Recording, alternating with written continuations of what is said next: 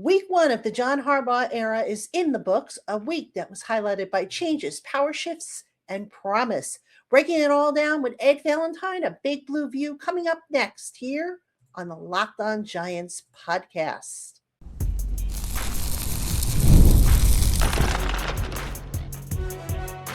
You are Locked On Giants, your daily New York Giants podcast. Part of the Locked On Podcast Network, your team every day. Hello, New York Giant fans, and welcome to another edition of the Locked On Giants podcast, part of the Locked On Podcast family, your team every day, and now the number one sports podcast network in America. My name is Patricia, Traina, credentialed member of the New York Giants media for Locked On, as well as for New York Giants on SI, which is where you can find all of my written work. And as always, welcome to our Blue Crew community members, our everydayers, our newcomers, and everybody in between. Thank you so much for joining us here on the Locked On Giants podcast. And today's episode of Locked On Giants is brought to you by FanDuel. FanDuel is officially in playoff mode every game day during the NFL playoffs. FanDuel is giving customers even more ways to get in on the action. Visit FanDuel.com today to get started. All right, Giant fans, on today's episode, it's been a wild, crazy week for the New York Giants.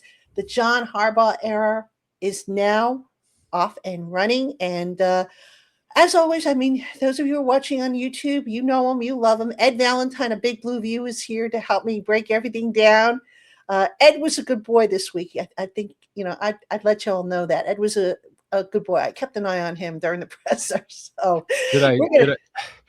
Patty, I had to laugh. We'll talk about pressers real quick. For years, I've noticed this, and I actually had to say something to one of my cohorts at SB Nation this week. How in the heck is it that every single time there's one of these scrums, you manage to get your face into the scrum to where people are taking your picture? So you're in it. And like the only thing that was in the scrum, I'm standing right next to you. And the only thing that was in the scrum was my left hand in one shot. And then a little part of my beard in the other shot. And I was and then there was a shot from the back where I'm sitting right behind you and you can clearly see you. And all I can see is my coat. I'm like, come on. I mean, isn't it obvious? I'm cuter than you are. Come on. Well, Patty, I can't go there. All right. I just can't go there. But I mean, we know the answer to that, sort of like we know the answer to who has the power in the Giants organization. Yeah, exactly. Even though it was never said out loud. All right. Yeah, exactly. All right. So on today's show, we are going to recap the busy week. We're going to talk about the Joe Shane / John Harbaugh presser. We'll talk about some of the changes that have already been made, and we'll just kind of spin things ahead as far as expectations, what we think the assistant coaching staff is going to look like. So Ed, come on, we got a lot to talk about. Let's start off with a general takeaway. Your biggest takeaway from the John Harbaugh press conference. What really stood out to you?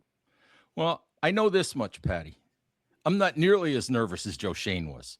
You thought he was nervous? Am I the only one who didn't think he was nervous? Patty, go watch it again. I did. He stammered, he hemmed and hawed. He sounded like he had just run up 100 flights of stairs. Sounded like he was out of breath. He was more nervous than I've ever seen him. He couldn't wait to get off that stage.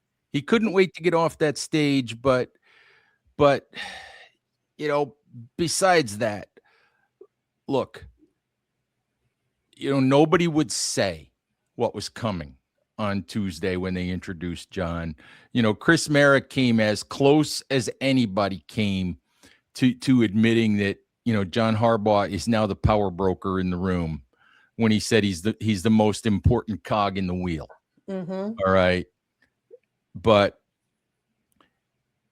just from the presser on, it's crystal clear, who holds the hammer in the organization right now. And he's slamming it around like it's the power of Thor at this point. I mean, the Giants have done it one way for a number of years. They've had some success. Lately, they haven't. I mean, do you agree with the decision to give John Harbaugh a little bit more power than maybe what past head coaches have had? 100%, Patty. 100%. If for no other reason than there was no other way they were going to get the guy in the door. All right. And look, the Giants haven't done much of anything right since they let Tom Coughlin out the door. Okay. And letting him go out the door the way that they did wasn't the right move anyway. It might have been time for Tom to go, but the smart play in 2015 was to make a clean sweep and start over. And they didn't do that. And they've been taking half measures, and they've been trying to slot in coaches and not really change the organization and stay loyal to certain people and make sure that certain guys still had jobs and treating it like a family business. And it keeps failing and failing and failing. And Patty, we see it in the stadium where there's, people selling their tickets to opposing fans all the time. And I've been telling this story. I happened to have Sean O'Hara on my show the other day, and we got talking about this. I live in upstate New York. 15 years ago, the last time the Giants won the Super Bowl, this upstate New York, Albany area was a dominant New York Giants area. Okay. You couldn't find Patriots merchandise here. You couldn't find Buffalo Bills merchandise here. Now, nobody talks about the New York Giants. You turn on the news, and the football team that gets talked about up here is the Buffalo Bills. Patriots merchandise and Patriots fans and Bills fans are everywhere. Every Giants fan in the area has basically crawled into a hole and not wanted to admit that they're a Giants fan. And that had to change.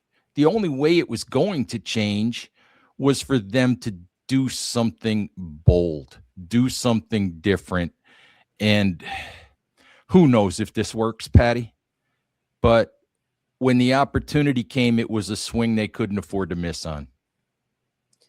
In listening to John Harbaugh, what did you come away with? I mean, what was your because this was really the first time I think you and I and a bunch of people heard him speak at length. What did you come away with, and what was your just impression of him? Well, you should know this when he's been doing the job for 18 years, okay? But he's smooth. He's very smooth. He'll use humor to deflect. Anytime if he needs a second to think, he's going to throw a joke at you, or he's going to say something about the New York City skyline or whatever. But he's very smooth. But the other thing that you come away with, and we've seen it already in the last couple of days, Patty, since that press conference ended, he knows what he wants. He knows who he wants to do it. He knows how he wants it to get done. And he's got the hammer right now to make it be that way. And it's going to be that way. I mean, he almost as an aside the other day talking about the kind of players that he wants, and everybody talks about guys who love football.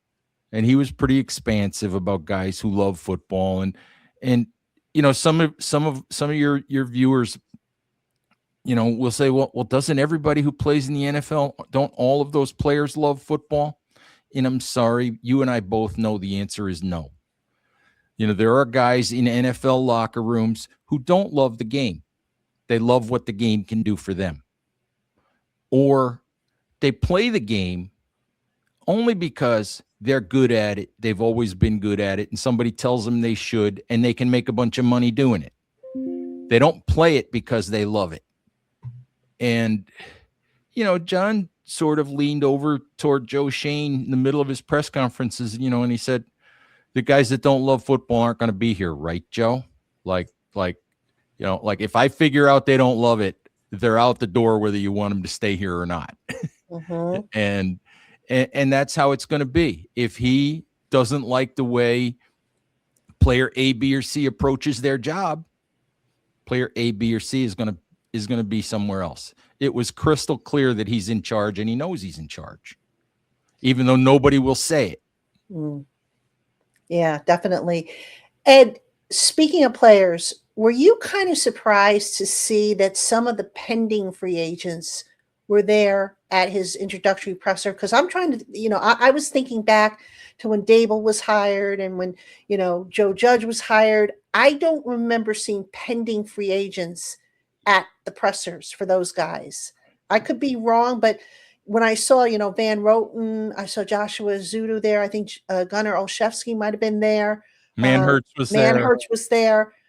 That was, it's a small handful, but the point being is these are guys that, you would think, oh, let's just wait and see what happens. Well, and they were there. Well, like some of those guys, we know that Van Roten lives fairly locally. I think, and so does, and so does Manhurts and all of that. Some of that, Patty, might be just a message to Harbaugh that I'd like to be here. So it maybe was a little bit unusual, but that's the way I took it, was some of those guys saying, I want the opportunity to be here, and just, in a little bit of a message to the coach that they want an opportunity to come to OTAs, come to training camp and be part of it. I did find, what was there, like 15 players or so, Patty? It was a pretty healthy number. I thought it was closer to I thought it was more to 20, but yeah, but it was a pretty healthy number either way. Hey, Giant fans, tax season doesn't have to take over your life. This year, TurboTax is making it easier than ever to just hand things off and move on with your day. With TurboTax full service, you can have your taxes done for you by a trusted local expert, start to finish, without the stress and without the guesswork. Instead of spending hours trying to figure out forms, you can meet with a local TurboTax expert in person or connect online. They handle everything from W-2s to self-employed forms and work with you to get every deduction possible. You can even upload your documents, go about your day, and get updates right on the TurboTax app. It's a huge time saver and gives you real peace of mind knowing that an expert is handling it. And now for a limited time, you can have your taxes done by a local TurboTax expert for just $150 all in if a TurboTax expert didn't file for you last year. All you need to do is file by February 28th to take advantage of this offer. Take taxes off your plate and get back to your life. Visit turbotax.com/local to book your appointment today. All right, Ed, let's talk about the changes that we have learned about that Harbaugh has already made, coaching changes, obviously, which we knew were coming. But let's start with the front office, because this one I think I don't know if it was surprising. I guess it was kind of, the handwriting was on the wall, but Kevin Abrams, the longtime salary cap manager, who for 20 of his 27 years with the organization was the assistant GM, who at one point everybody thought might succeed Dave Gettleman as the GM. He was let go. Were you surprised that he was let go? Not really, Patty. No, not really. Look, I mean, Kevin Abrams was hired by Ernie Accorsi. Okay. And it has sort of become obvious over the years that, Kevin Abrams was never going to get the GM job. And he had just sort of become one of those guys that was just, he was just part of the family. He was part of the fabric. He was part of the furniture. I tend to feel like over the years, technically he might have been in charge of the salary cap, but I think the Giants have put other people in that role in recent years as well. I feel like he's done less and less. And at some point, one of the problems that the Giants have had for a long time is there are too many guys hanging around who are part of the furniture. They're not really contributing anything tangible that we see. There's so many voices. There's always been so many voices. You and I have talked about this a bunch of times. It's the only dual ownership franchise in the NFL. Now you have a third owner in Julia Koch, who doesn't theoretically have any power, but she's got a lot of money that the Giants are currently spending, to upgrade their facilities. So I'm sure she has a little bit of say in how her money gets spent. So at some point, some of this had to change. And Patty, my guess is Joe Judge might have wanted to do this years ago. Some of it. My guess is Joe Shane might have wanted to do it 4 years ago, which is why at his introductory press conference, I remember asking Joe if he had the authority to move the chairs around in the front office the way he wanted to, or to move people out of the front office if he wanted them out of there. And he said he did. But it's clear that there were always some people who were untouchable. Can you really run an organization when there's people, in the front office who are untouchable, who might not be decision makers, but who have been around long enough that they can freely pop into John Mara's office and lend an opinion about who's doing their job well and who isn't, and things like that. So even, and we have to talk about Ronnie Barnes too, Pat. Yeah. We have to talk about Ronnie. Mm-hmm. Okay. Now look, you and I have both argued with fans for years and years and years who want to blame Ronnie Barnes for all the Giants injury woes and all of that. And I'll say it for the umpteenth time. Ronnie Barnes' job with players always began after they got hurt. His job always began after they got hurt, dealing with their injury, making sure they got the right treatment, making sure they got the right doctors, making sure they got all the right tests, making sure they did the right rehab. And over the years, Ronnie became the guy who was the whole medical services thing for Ronnie is because of how many people he knows, how widely respected he is. He's become the guy that reaches out and gets all of the equipment and gets all of the technology that the Giants have in the medical department. But, Ronnie's not responsible for injuries, and he's part of the family and he's part of the furniture and all of that. But at some point, Patty, at some point, the man's 73 years old and he's been there for 50 years. At some point, I can understand moving him into a trainer emeritus or whatever sort of signature figurehead role. I get it, because at some point you have to move on. You have to get fresh ideas. You have to get fresh voices. You have to get people who the head coach, you have to get people who are all on the same page. And when you've got people who have been through generations of GMs and head coaches and all of that, how are you really sure you're all on the same page? Interesting enough about Ronnie, and I just looked it up on the Giants website. Part of his title is head athletic trainer. Now, when the report came out that he was going to be moved into a different role, we got a clarification from a Giants spokesperson who said, no, that's not true. We're just going to hire a new head athletic trainer. So maybe a part of Ronnie's responsibility now comes off off of his plate. But Ronnie Barnes is not being jettisoned out of the organization. He is not losing oversight of that whole department which he heads, and nor should he be, Patty, after 50 years, after what he's meant to the Mara family, after the way that he has served this organization.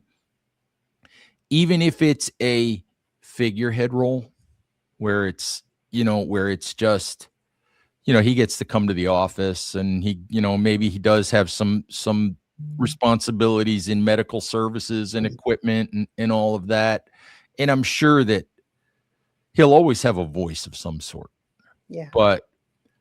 But you don't shove him out the door, not the kind of human being that he is, and not what he's meant that organization, you may push him into the background a little bit. And at 73 years of age, I can't argue with that, even though I'm closer to that than I want to admit.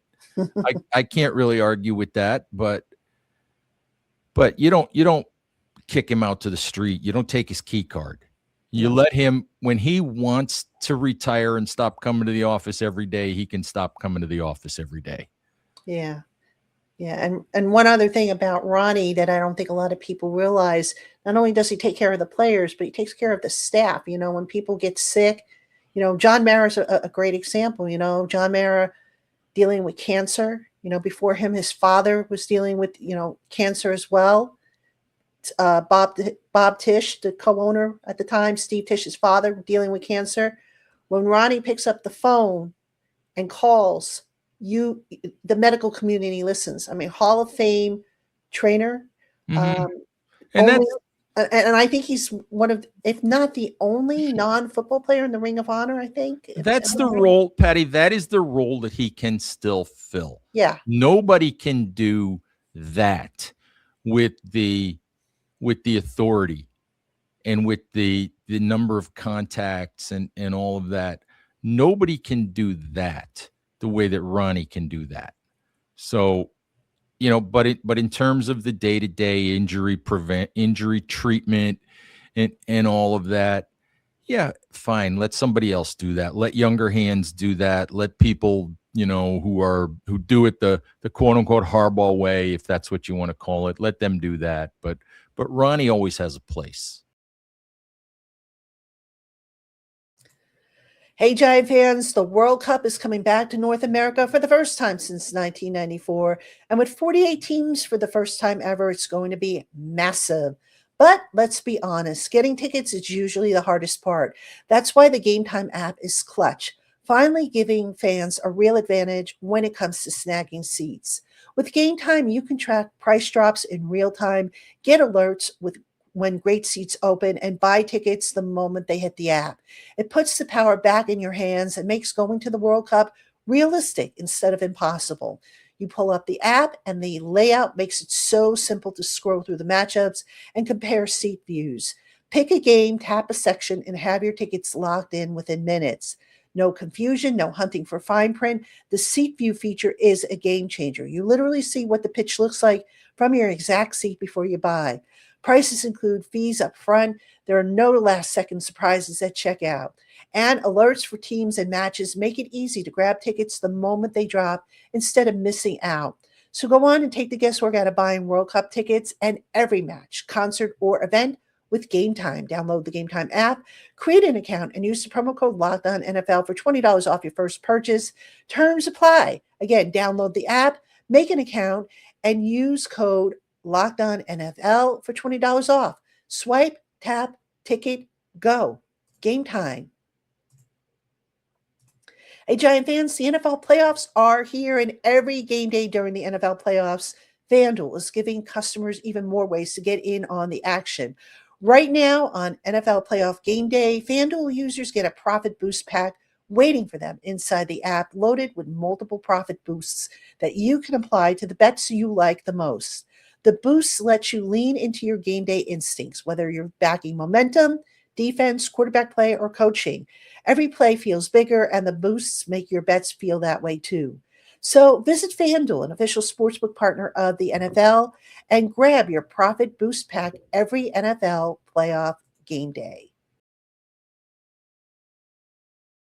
All right, now, Ed, let's talk about the coaching situation, because also as part of, the front office, the beginning of the front office structure, and by the way, there's probably more departments that I would imagine John Harbaugh is going to touch and maybe revamp a little bit, but he made some decisions on some of the assistant coaches, mainly the staff that carried over, the defensive staff, not retained. I mean, we don't know yet about Charlie Bullen. I think Charlie Bullen probably has the best chance, but what I found kind of interesting, and you tell me if you agree, is that it was reported that some of the defensive staff, some of the assistant coaches were told, you're not even going to sit down with John Harbaugh. He's decided, he's going to go in a different direction. So just clean out your office and beyond your way. Did you find that interesting or anything surprising about that?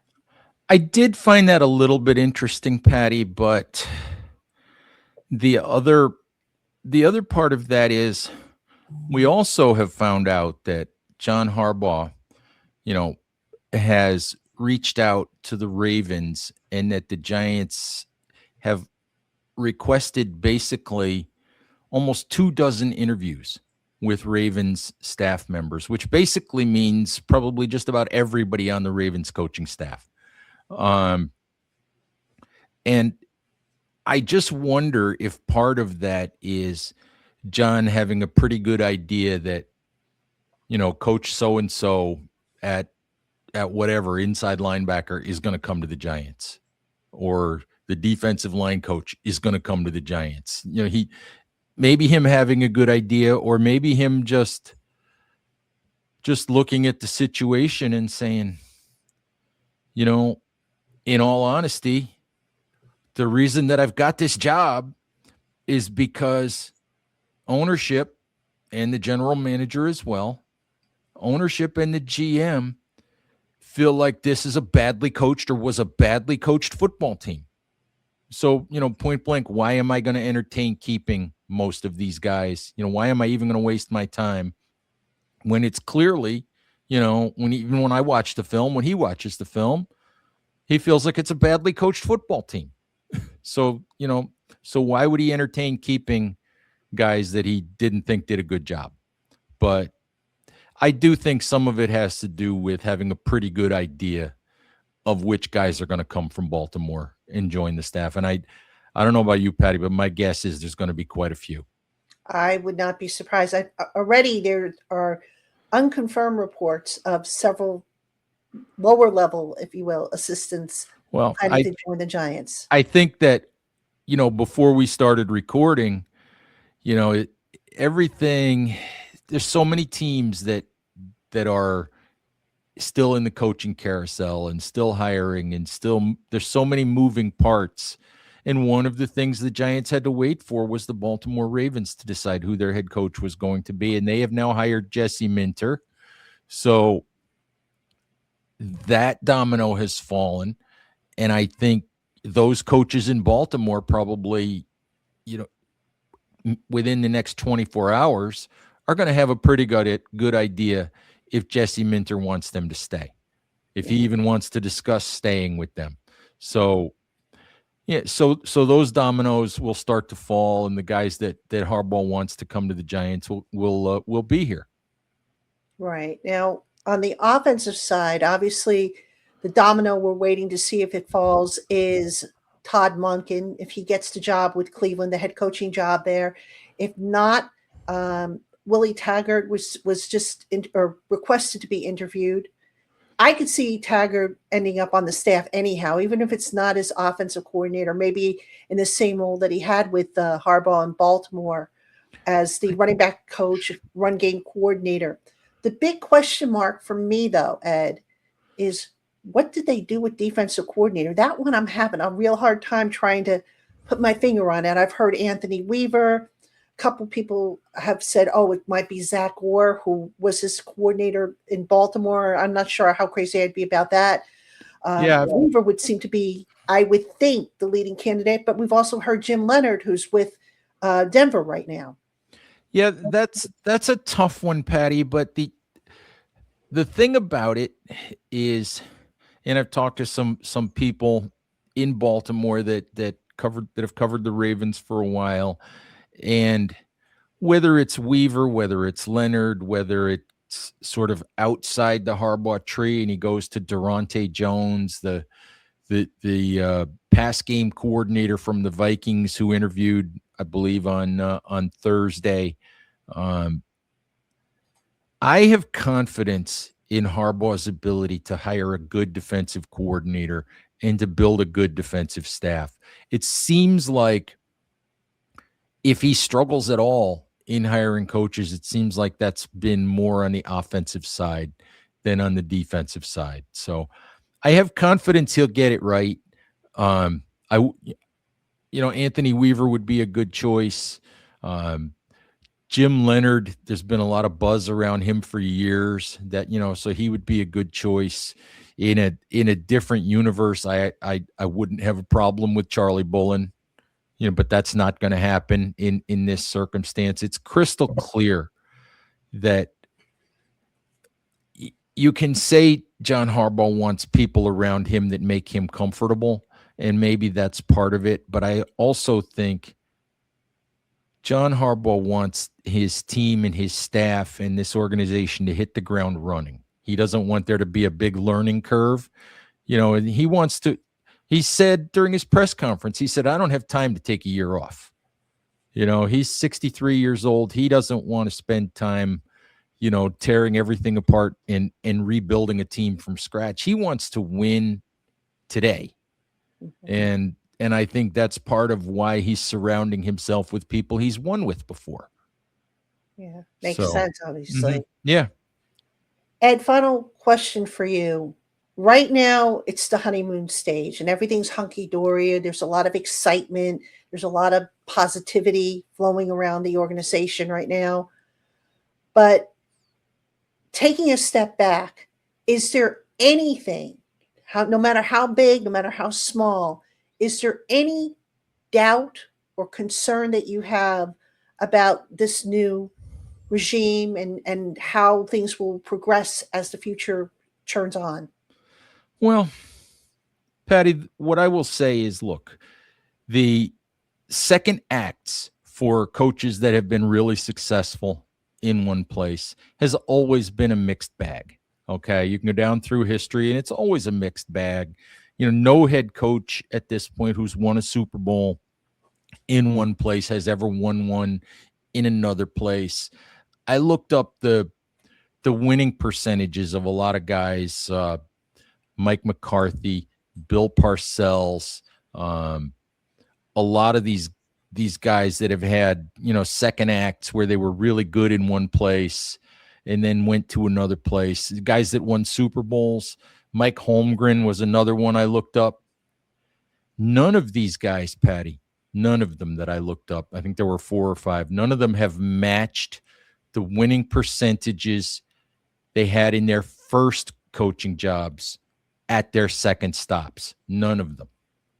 None of these Super Bowl winning coaches. So there's no guarantee that it's going to be a success. And I 100% understand how good an organization the Baltimore Ravens are.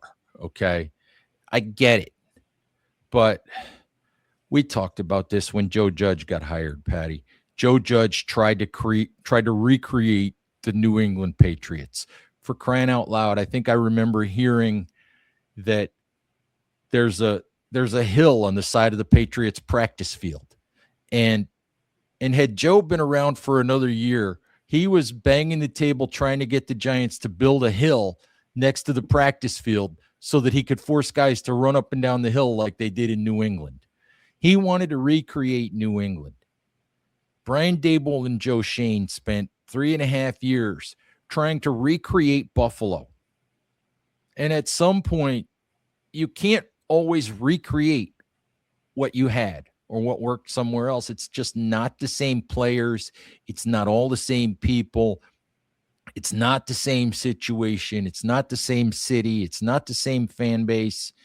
And it just trying to recreate what I had over someplace else, it worries me a little bit. I think you and I have always talked about that. You say every time you see a new coach come in, you always complain about he's bringing in all of his own guys, whether this guy's not as good as the guys he's letting go. He's just bringing in his own guys. And you, for years, I've heard you say that's just lazy, but we're going to see a bunch of that again this time around. And I just worry that you just can't recreate the wheel. So we'll see if it works. By the way, I'm pretty sure you've complained about that too. Don't put it all on me. Only to keep you company, Patty.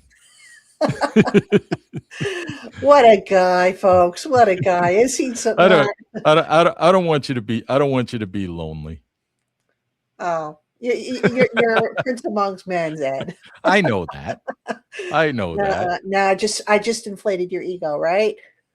You made my head get bigger, which it doesn't need to get I much know. bigger. I better stop now before it doesn't fit on the screen anymore. But anyway, Ed, appreciate you coming on with me as always. It was a great conversation, and it's going to be an interesting time coming up in the land of the Giants and Giant fans. That's going to do it for this edition of Locked On Giants. I want to thank you for making the Locked On Giants podcast part of your day, and thank you for making Locked On the #1 sports podcast. If you're a true New York Giants diehard fan, check out our Everyday or All Access Club. You'll get one-on-one text access with me, all access episodes, an exclusive newsletter, a 15% discount to the Locked On merch store, a regular video call schedule with me, and a whole lot more. Head to lockedonnygiants.supercast.com to join the Everydayer program and unlock all access. You can also find a link to that in the show notes. All right, Giant fans, that does it for us. We'll have a great weekend, and we will see you again on the Locked On Giants podcast on Monday.